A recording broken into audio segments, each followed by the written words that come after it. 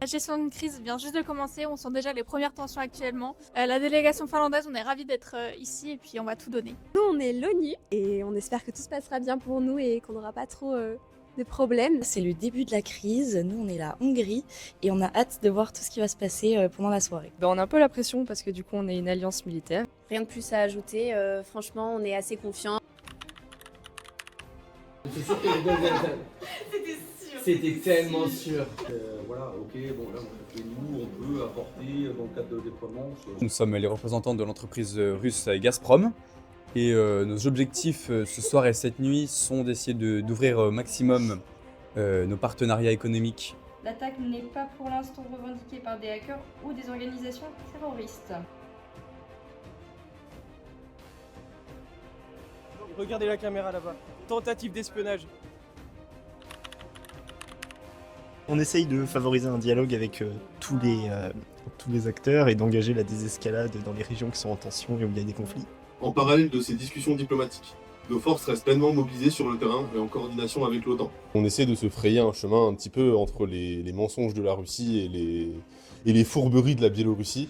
Je suis la chargée de communication de la Russie. Pour l'instant, on a beaucoup de communiqués, beaucoup d'accusations. Tout va très vite. Donc Il y a voilà. beaucoup de choses en même temps. On essaye de prendre cas par cas, de réfléchir, mais des fois c'est un peu... Tout s'enchaîne quoi. Flash info, il vient de se passer quelque chose de très grave. La brigade Rasputin est arrivée, s'est infiltrée dans la réunion. La session de l'ONU a été interrompue. On ne sait pas ce qu'il en est, on ne sait pas si elle va reprendre.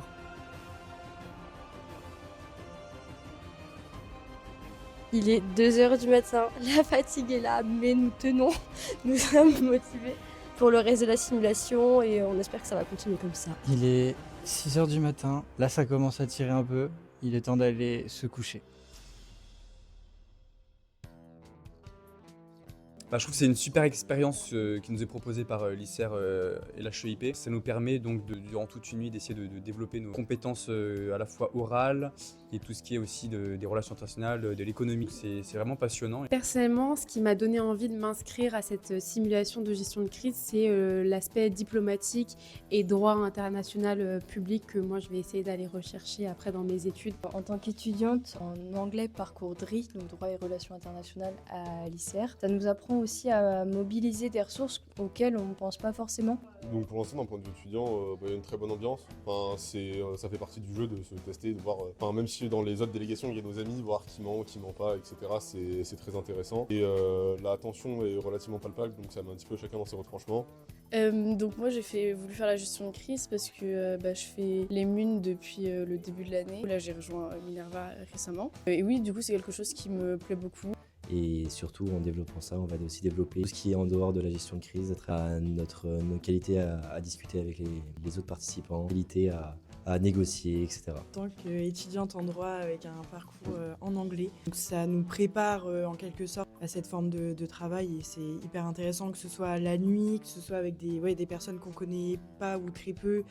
Et vu qu'on a de vrais conseillers, on a un colonel qui nous vient tout droit de Saint-Cyr pour nous conseiller, donc c'est vraiment utile là-dessus, c'est vraiment une expérience enrichissante.